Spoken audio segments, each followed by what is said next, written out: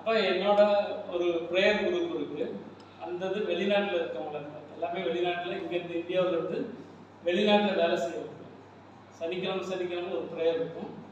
அந்த ப்ரேயரில் நான் ப்ரேயர் பண்ணிக்கிட்டு இருக்கும்போது அவங்க நான் எதுவுமே எதிர்பார்க்கல.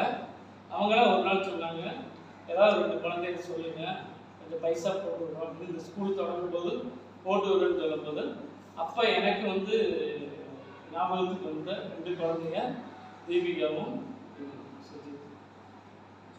அப்போ 10,000 ரூபா அவங்க அனுப்பி விட்டுருந்தாங்க. அந்த 10,000 ரூபாய் 2 குழந்தைகளுக்கு ஒரே அக்கௌண்ட்டுக்கு அனுப்பிவிட்டாங்க. அப்படின்னு கேட்ட அர்ஜென்ட்டாக கிடைக்கும் போது உங்களோட அக்கௌண்ட் இருந்துச்சுன்னு சொல்லி அனுப்பியாச்சு. அந்த 10,000 ரூபா 2 குழந்தைகளுக்கு 5,000 ரூபா 5,000 ரூபா வச்சு கொடுக்கலான்னு தான் ஒரு முடிவுக்கு வந்துருக்கோம். இது எங்களால் செஞ்ச உதவி இல்லை, ஒருத்தவங்க எங்கேயோ இருந்து உதவி பண்ணுறாங்க.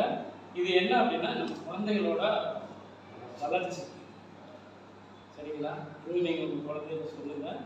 இது இப்போ சார் சொன்ன மாதிரி எங்களுக்கு வருஷம் போன வருஷம் பேக், இப்போ குழந்தைகளுக்கு உங்கள் குழந்தைக்கு பேக் கிடச்சிருக்கோம். அது இந்த மாதிரி ஒரு ஹெல்ப், வேற ஒருத்தவங்க நமக்கு ஹெல்ப் பண்ணது. அதே மாதிரி உதவிகள் கடந்து வரும். அதனால் நீங்கள் என்ன பண்ணணும்னா, இந்த ஸ்கூலை நேசிங்க, குழந்தைங்க படிக்கிறீங்க, நல்லா படிப்பாங்க அப்படின்னு